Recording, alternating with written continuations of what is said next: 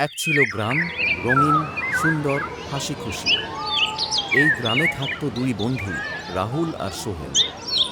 কিন্তু তাদের জীবন ছিল একদম আলাদা। এদিকে রাহুলের বাড়ি, আহা, রাজপ্রাসাদ। মামা আমার সাথে খেলবে? হ্যাঁ হ্যাঁ, পরে। এখন আমি খুব বিজি। কিন্তু মা, আমার একা লাগছে। এই নাও নতুন খেলনা। রাহুলের চোখে জল, মনটা ফাঁকা ফাঁকা। আর এখানে সোহেলের ছোট্ট ঘর, কিন্তু ভালোবাসায় বড়। সোহেল, বাবা পড়া কেমন হলো? মা, আমি আজ অঙ্কটা বুঝেছি। বাহাসাবাস। মনে রেখো, বাবা সততা আর পরিশ্রমী আসল ধন। ঠিক আছে মা, আমি সৎ থাকব। দেখলে, টাকা কম কিন্তু হাসি বেশি। সবাই শুনছ?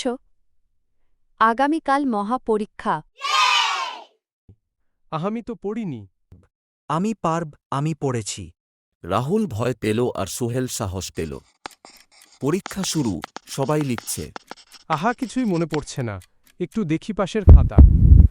হুমকে যেন এদিকে তাকাচ্ছে। আমি তো লিখছি। রাহুলের কপালে ঘাম, ভয় ভয়। অন্যদিকে সোহেল একদম শান্ত। ধীরে ধীরে ঠিক উত্তর দেব। বাহ, ছেলেটা কত মন দিয়ে লিখছে। পরিশ্রমের কাছে ভয় হার মানে। ফলাফল ছবাই লাইনে দাঁড়াও।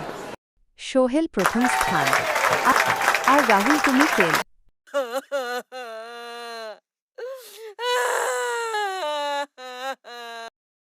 রাহুল, বাবা কাছে এসো। আমি খুব খারাপ। না, বাবা, ভুল করলে মানুষ শেখে। আমি আজ থেকে নকল করব না। আমি পড়াশোনা করব, আমি ভালো হব।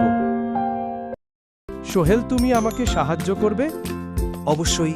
শিক্ষা মনে রেখো, সততা সবসময় জয়ী। পরিশ্রম করলে সাফল্য আসবেই।